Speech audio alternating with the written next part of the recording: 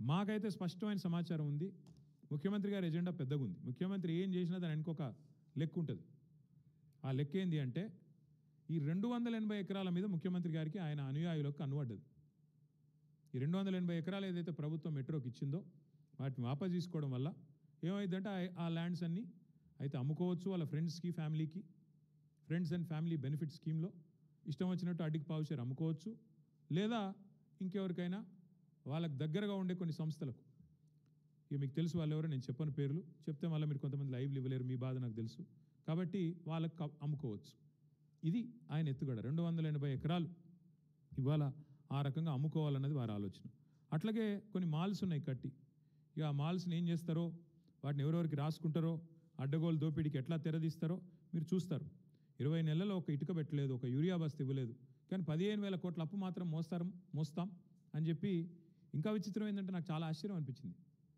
చెప్పేటోళ్ళకి లేదు కానీ రాష్ట్రాలకు అయితే ఉండాలి కదా.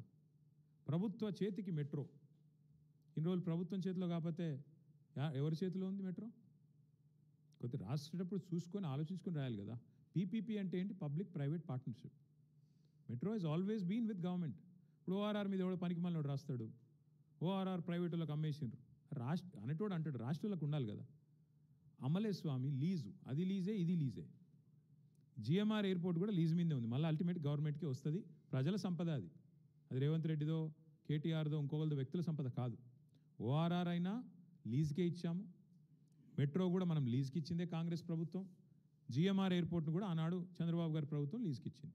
కాబట్టి ఇవన్నీ కూడా లీజులు తప్ప ఇది ఎవరో అమ్మినరు, ఇంకొరెవరు తిన్నారు, అవన్నీ డబ్బులు వెనకాల వేసుకున్నారు, ఇట్లాంటి పనికిమాలిన మాటలు కరెక్ట్ కాదు. కానీ ఇవాళ రేవంత్ రెడ్డి గారి నిర్వాహకం ఎంత దరిద్రం అంటే, ఈ 15,000 కోట్ల అప్పు, అనవసరపు అప్పు రుద్దుతుంటే దాని మీద అందంగా రాస్తారు ఏమని, ఇదేదో మెట్రో తిరిగి స్వాధీనం చేసుకున్నది ప్రభుత్వం, ఇన్ని రోజులు ఏదో ప్రైవేట్ వ్యక్తుల చేతుల్లో ఉన్నట్టు.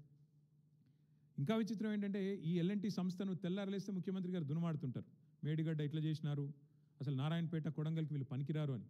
మరి వాళ్ళే ఏఐసీసీ ఆఫీస్ కూడా కట్టిరు ఢిల్లీలో ఎల్ఎన్టీ. అది తెలియదు పాపం ఆయనకి, డబ్బులు ఈయనే పంపిండు కానీ పాపం పేమెంట్ ఎవరు చేసిండ్రో ఆయనకు తెలియదు.